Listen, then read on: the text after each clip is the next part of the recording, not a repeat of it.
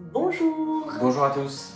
on espère que vous allez bien et puis on est heureux encore de pouvoir poursuivre ce livre des proverbes qui est plein de richesses. Alors bien sûr toute la Bible est pleine de richesses, mais voilà, on veut continuer dans cette lancée de la lecture des proverbes et aujourd'hui on va lire ensemble le proverbe 8.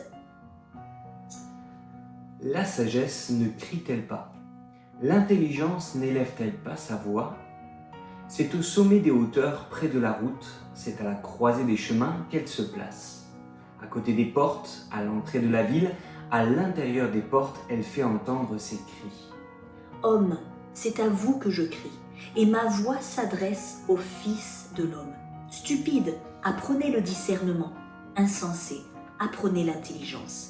Écoutez, car j'ai de grandes choses à dire, et mes lèvres s'ouvrent pour enseigner ce qui est droit. Car ma bouche proclame la vérité, et mes lèvres ont en horreur le mensonge. Toutes les paroles de ma bouche sont justes, elles n'ont rien de faux ni de détourné. Toutes sont claires pour celui qui est intelligent et droites pour ceux qui ont trouvé la science. Préférez mes instructions à l'argent et la science à l'or le plus précieux. Car la sagesse vaut mieux que les perles. Elle a plus de valeur que tous les objets de prix. Moi, la sagesse, j'ai pour demeure le discernement et je possède la science de la réflexion. La crainte de l'Éternel, c'est la haine du mal. L'arrogance et l'orgueil, c'est la voie du mal. Et la bouche perverse, voilà ce que je hais. Le conseil et le succès m'appartiennent, je suis l'intelligence, la force est à moi. Par moi les rois règnent, et les princes ordonnent ce qui est juste. Par moi gouvernent les chefs, les grands, tous les juges de la terre. J'aime ceux qui m'aiment, et ceux qui me cherchent me trouvent. Avec moi sont la richesse et la gloire, les biens durables et la justice. Mon fruit est meilleur que l'or pur, et mon produit est préférable à l'argent. Je marche dans le chemin de la justice, au milieu des sentiers de la droiture, pour donner des biens à ceux qui m'aiment et pour remplir leurs trésors. L'Éternel m'a créé la première de ses œuvres, avant ses œuvres les plus anciennes. J'ai été établi depuis l'éternité, dès le commencement, avant l'origine de la terre. Je fus enfanté quand il n'y avait point d'abîme, point de source chargée d'eau. Avant que les montagnes soient affermies, avant que les collines existent, je fus enfanté. Il n'avait encore fait ni la terre, ni les campagnes, ni le premier atome de la poussière du monde. Lorsqu'il disposa les cieux, j'étais là. Lorsqu'il traça un cercle à la surface de l'abîme, lorsqu'il fixa les nuages en haut et que les sources de l'abîme jaillirent avec force, lorsqu'il donna une limite à la mer pour que les eaux n'en franchissent pas les bords, lorsqu'il posa les fondements de la terre, j'étais à l'œuvre auprès de lui et je faisais tous les jours ses délices, jouant sans cesse en sa présence, jouant sur le globe de sa terre et trouvant mon bonheur parmi les fils de l'homme. Et maintenant, mes fils, écoutez-moi, et heureux ceux qui observent mes voies. Écoutez l'instruction pour devenir sage, ne la rejetez pas. Heureux l'homme qui m'écoute, qui veille chaque jour à mes portes et qui en garde les poteaux.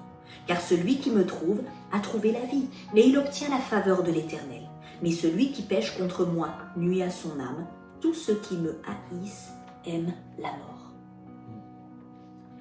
Alors moi, personnellement, ce que je voudrais peut-être bien retenir dans ce proverbe, c'est que oui, celui qui trouve la sagesse a trouvé la vie. C'est fort quand même comme verset. C'est finalement ce qu'il y a de plus important. La sagesse, effectivement, va nous aider à ne pas faire ce qui est mal aux yeux de Dieu. Et à l'inverse de ce qu'on a lu, en tout cas hier, le proverbe 7, qui nous parlait de cette femme étrangère qui était loin d'être sage, et de ce jeune homme aussi qui est allé près d'elle. Et Dieu vraiment cherche des hommes et des femmes qui sont sages, qui cherchent la sagesse en tout cas, vraiment. Et toi, qu'est-ce que tu voudrais retenir toi dans ce proverbe?